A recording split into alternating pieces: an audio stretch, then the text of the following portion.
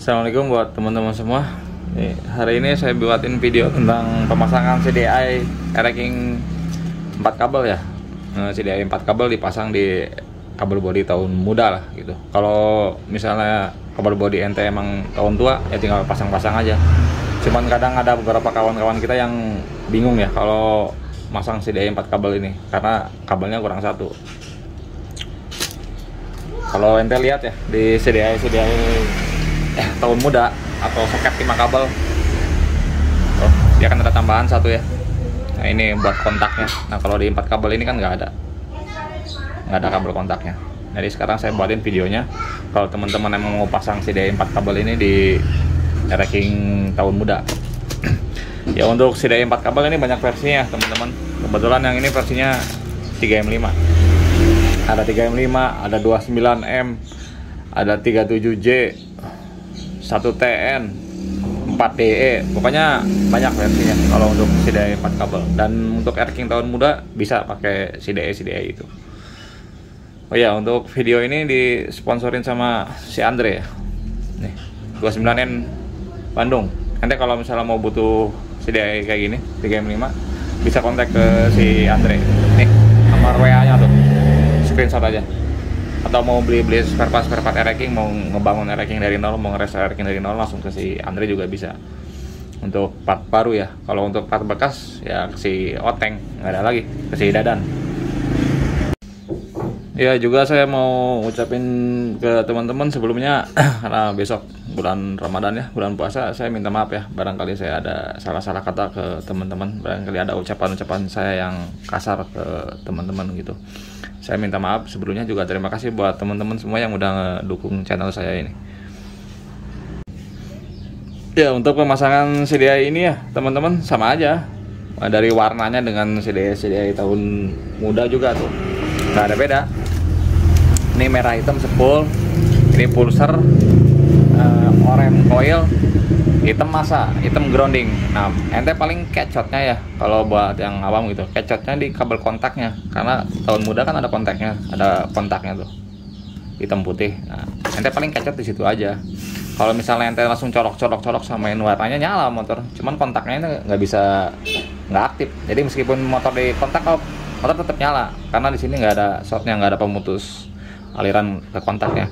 Nah untuk bikin kontaknya gampang. Kalau misalnya kabel bodi ente tahun muda ya, kalau tahun tua mah tinggal pasang-pasang aja. Kalau tahun muda nih, kalau tahun muda berarti kan ada lebih satu tuh, hitam putih.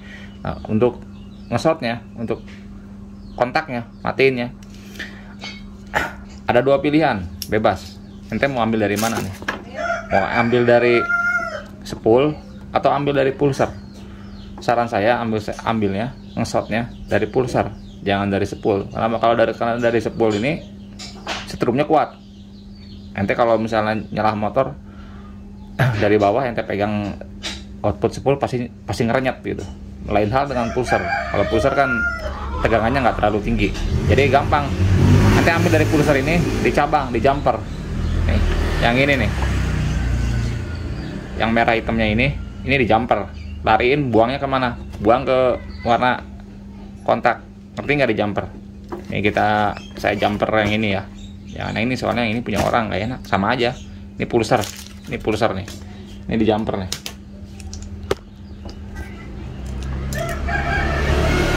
Sobek aja tengahnya. Nah, kan kebuka ya tengahnya. Ente lilit kabel di sini, buang ke kontak ke sini. Nah, insya Allah langsung normal, langsung bisa jalan kontaknya.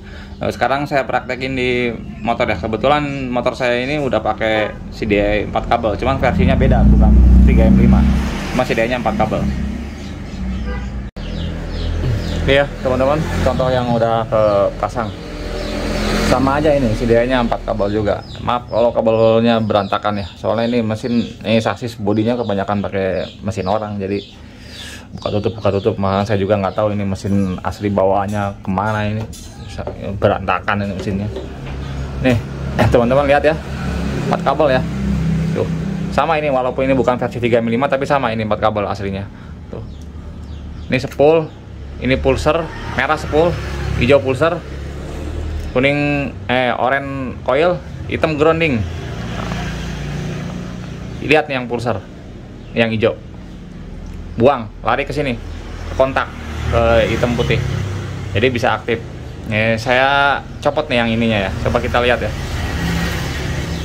Nih, kalau teman-teman nggak nge-shot ke sini, ke kontak, meskipun kontaknya off, dia masih nyala motor. Yuk, saya nyalain nih motor.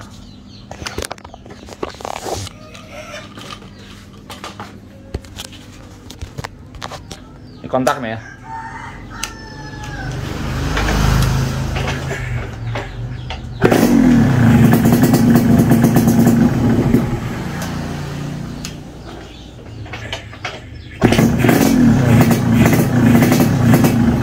Aktif kontaknya karena di sininya nggak di short, nggak disambungin ke kontak.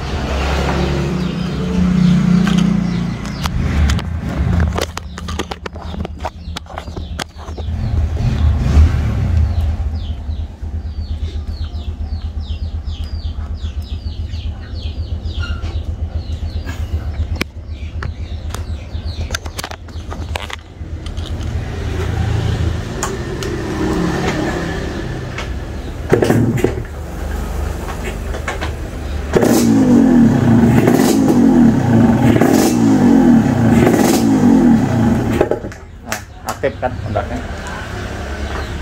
Ya gitu doang masangnya. Jadi teman-teman cukup jumper kabel pulsar aja ke kunci kontak. Ya, yuk kita lihat nih apinya kayak gimana sih kalau CDI 4 kabel ya. Cuman kebetulan kalau saya pribadi ya, untuk CDI saya nggak suka kalau yang bukan nggak suka, maksudnya makainya seringnya yang bawaan motor kayak ini bawaan motor selang coklat, bukan spare part, bukan baru gitu. Lebih suka ke bawaan motor. Kita lihat nih apinya. Sekarang kita lihat ya teman-teman, apinya. Ini pakai alat tester. Kalau motor-motor standar ya, kalau motor-motor standar paling hebat ya.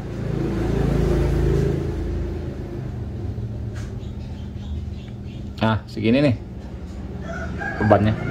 Ya motornya masih nyala, cuman di putaran tingginya tes putus-putus gitu ya, karena pengapian standar. Karena ini kalau diputar ke kiri, gapnya menjauh, bebannya makin besar. Sekarang kita lihat ini apinya. Oh ya, ini koilnya pakai koil Yejet ya. CDI-nya 4 kabel standar dar, bukan kondoman, bukan rubahan. Ini cuman main maksimalin di bagian bawahnya aja. Kita lihat.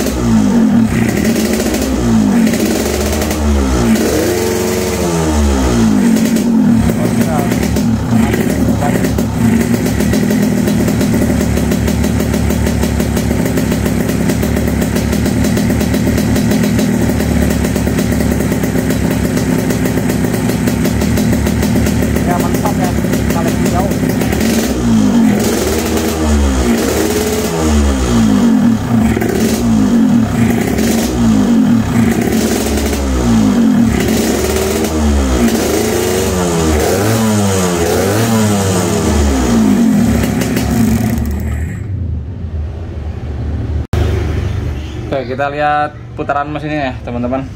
Ini dengan beban paling tinggi ini. Ini kita pakai alat ini nih. Cuman ini udah ngedrop. Solarnya ini yang ngedrop. Baterainya bukan solarnya. Baterainya jadi udah nggak bisa nyimpen. Ini spesialis dulu, bengkel-bengkel lama ini, ngalum lah udah puluhan tahun. Ya, harusnya begini nih, begini juga kelihatan. Cuman sayangnya kurang cahaya, di sininya kurang cahaya. Tuh, kurang terang. Harus bener-bener terang. Jadi kita pakai kabel, kita tarik ke atas. Kita lihat ini putaran mesinnya. Ini bebannya masih paling tinggi ya. Kita ambil ini di, nah ini harus kena cahaya banget nih, di A nih. Nih lihat ya, tuh stroke 2 silinder. Yang ini 2, 4 ini silindernya. Rangka mesinnya ini 2 tak, 2. Kalau silindernya, ini kan tariknya 1 silinder. Jadi kita ngambil di A. Nah, Nah, 2, 1. Ini 42, ini 4 tak, 2 silinder. 2 tak, 1 silinder. Nah, kita lihat RPM-nya ini berapa nih? Nah, sangkutnya kalau dikasih beban putus-putus begini. Dikasih beban tinggi gini, putus-putus nggak nih atasnya? Ya, sekarang kita lihat ya, teman-teman, putaran mesinnya. Nih, ini saya setnya ini di A. Kalau di A 2 tak, 1 silinder. Sebenarnya untuk putaran mesin saya lebih suka ngecek pakai ini, pakai kosok. Bahkan lebih akurat ini deh, lebih akurat pakai kosok. Nah, barangkali teman-teman pengen lihat pakai alat tester ini. Ini koneknya ke sini, ke kabel busi. Dan ini setelannya masih beban paling tinggi ya, tuh. Paling tinggi ini bebannya. Kita lihat nih, beban paling tinggi ini CDI ini gimana responnya.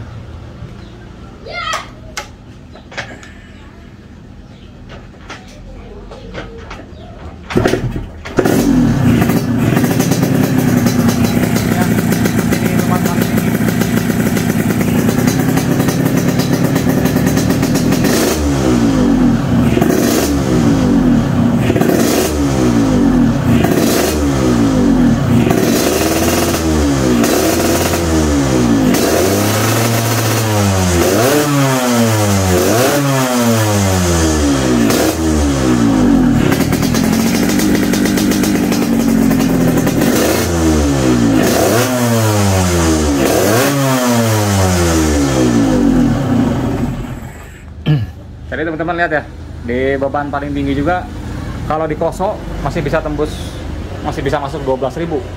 Kalau di sini bisa sampai 15.000. Makanya saya lebih suka pakai kosok dibanding pakai ini. Kalau ini rada-rada lebay sedikit lah. Nah, kalau untuk kurvanya ya, kalau kurvanya, bicara kurvanya untuk CDI 4 kabel ini beda-beda. Tapi biasanya nggak akan beda jauh. Kalau kurvanya, kalau ente cek di kurvanya, berangkatnya tinggi, berangkatnya cepet, tinggi berangkatnya, pulangnya cepet, cuman rada lebar, gitu doang. Jadi pulangnya berangkatnya tinggi, tapi langsung pulang, tapi nggak langsung nukik, agak lebar lah sedikit. Juga ini CDI limiternya tinggi ya teman-teman. Ini saya kasih lihat nih data bekas nyeting kemarin. Maaf ini kalau ini saya tutupin ya, soalnya ada data telemetri yang nggak bisa saya buka. Soalnya kalau di kosok terekam semua, putaran mesin paling tinggi berapa, time-nya berapa, sama top speed-nya berapa. Saya kasih lihat putaran mesin tertingginya aja ya, waktu terakhir nyeting.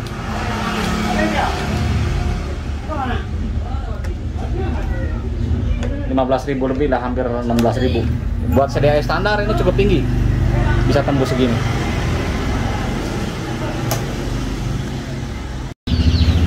Ya, segini ya teman-teman untuk video review tentang CDI 4 kabel ini ya. Kalau teman-teman mau beli ya silakan, bebas itu mah, mau baru atau mau copotan gitu ya. Bagus kok ini CDI, dan terlebih ini aman. CDI yang maksudnya aman, dia nggak kayak CDI KW gitu. Tahu CDI KW?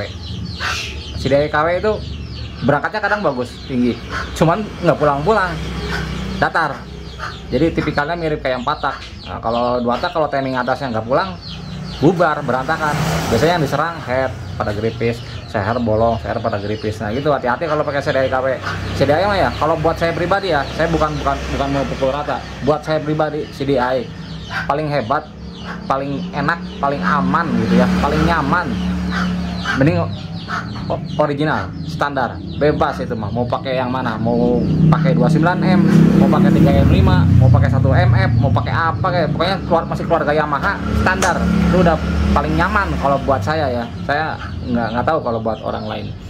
Nah, untuk ini kurvanya perlu dicek nggak? Nanti deh kurvanya, kalau saya mau melihat kurva, mau nyantar kurva CDI, saya harus balikin dulu ininya timingnya. Soalnya kalau saya center sekarang, timing kurvanya akan beda. Kenapa beda? Napur saya bergeser bagian bawahnya.